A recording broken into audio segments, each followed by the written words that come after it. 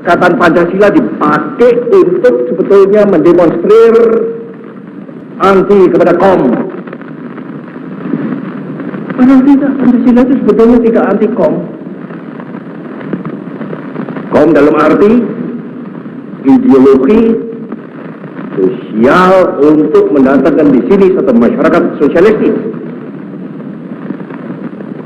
Kalau dikatakan ya aku Pancasila, tetapi dalam artinya anti nasa komnya ini,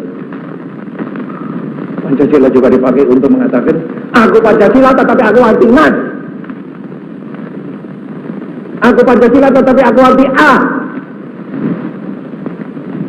Jawab tidak.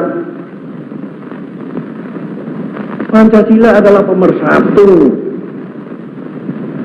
adalah satu ideologi yang menyakup segala. Dan aku sendiri berkata, aku ini apa? Aku Pancasilais. Aku apa? Aku perasan daripada Nasakom. Karya apa? Karya di bidang pekerjaan saudara masing-masing. Membangun satu masyarakat baru yang progresif, yaitu kiri. Karena itu aku menegaskan hal ini, saudara-saudara. Pendek kalau saudara-saudara mengaku atau menamakan dirimu anak Bung Karno, saya tidak mau punya anak yang tidak kiri. Bersama, hilangkan sedih dan duka, mari nyanyi bersama, lenyapkan duka lara, bergembira semua.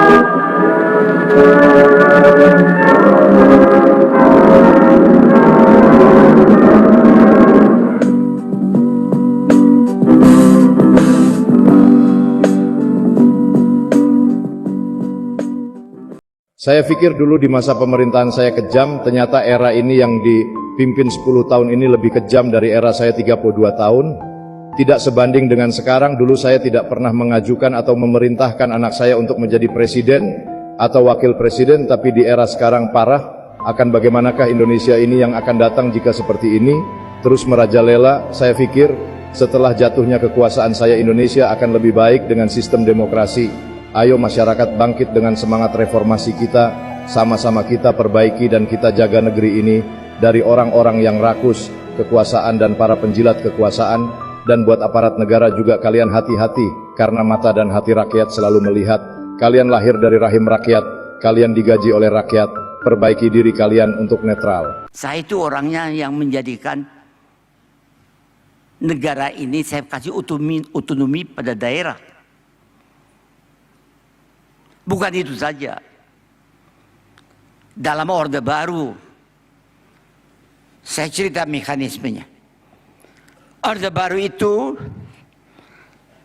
pada tahun di mana dilaksanakan, boleh dikatakan, sidang umum MPR. Yang penting adalah dua orang.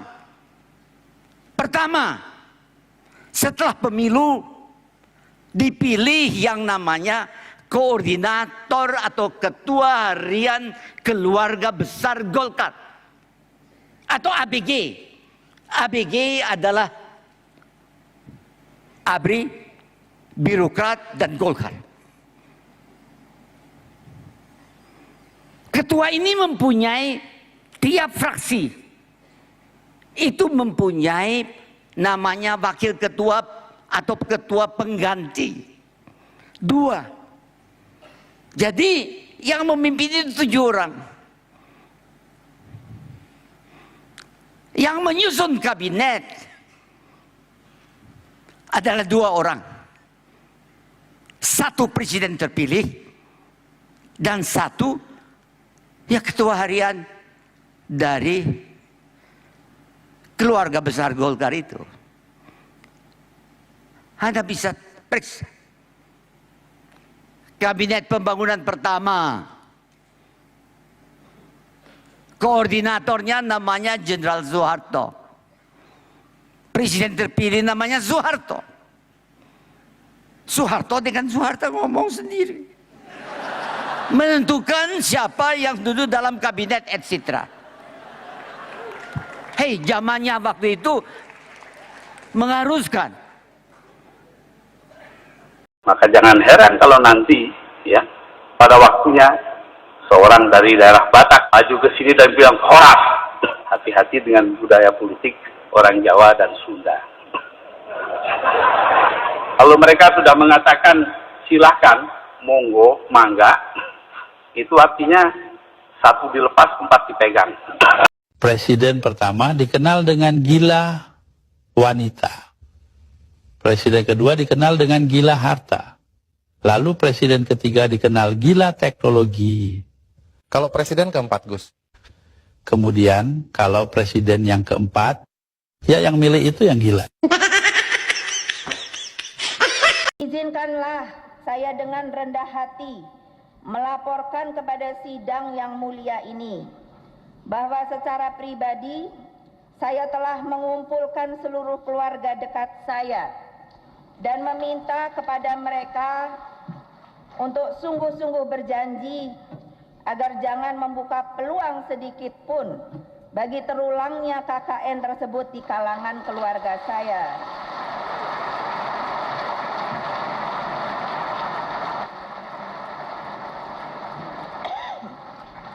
Saya berharap saudara, para menteri teknis tidak berhenti untuk mengelola dan melakukan sesuatu. Pasar ini memerlukan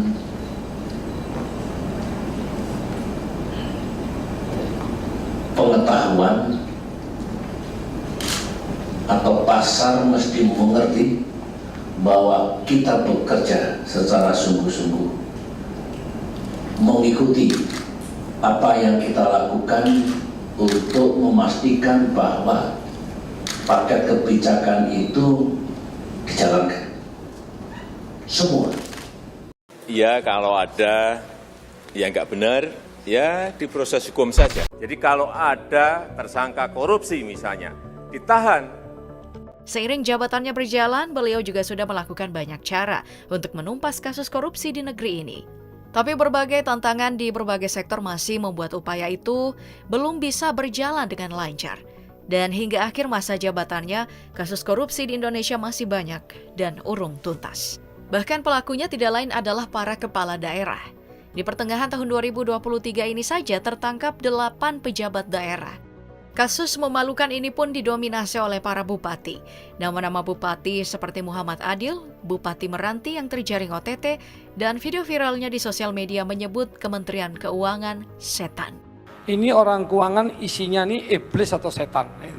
Tapi tidak ada yang tahu pasti maksud Muhammad Adil mencaci Kementerian Keuangan itu untuk apa. Padahal dirinya sudah terbukti terjerat 3 kasus korupsi sekaligus. Mulai dari ketahuan melakukan pemotongan anggaran, gratifikasi jasa travel umroh, sampai tersandung kasus suap pemeriksa keuangan, di mana Adil diduga menerima suap sebesar 26,1 miliar rupiah. Pak Nadiem, anggarannya diperbesar.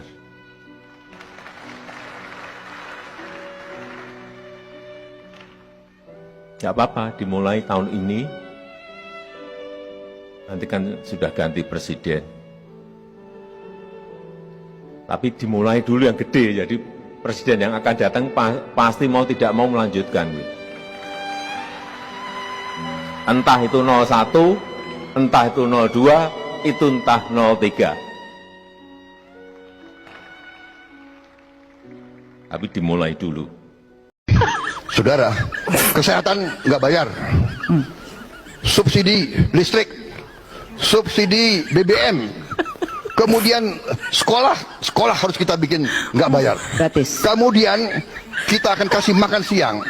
Kemudian, saudara-saudara, kita harus berani seperti negara lain. Tatapan tajam Ibu Mega saat Prabowo berpidato. Saya sebagai Presiden Republik Indonesia melihat masih terlalu banyak penyelewengan, masih terlalu banyak korupsi, masih terlalu banyak manipulasi yang dilaksanakan justru di tubuh pemerintahan, di tubuh kekuasaan. Saya sekali lagi menghimbau, mengajak, Mereka-mereka jangan menganggap negara ini tidak ada. Jangan menganggap negara ini bisa dipermainkan. Jangan menganggap NKRI bisa dibohongi. Jangan menganggap NKRI bisa ditipu. Atas nama rakyat Indonesia, saya memperingati semua unsur di semua lembaga. Segera benah diri, segera bersihkan diri, karena negara akan bertindak. Mereka-mereka yang tidak setia kepada negara akan kita singkirkan dengan tidak ragu-ragu, tanpa memandang bulu, tanpa melihat keluarga siapa, partai mana. Semua penyelewengan, semua kebocoran harus berhenti. Semua pejabat yang tidak mampu melaksanakan tugas lebih baik mundur sebelum saya berhentikan.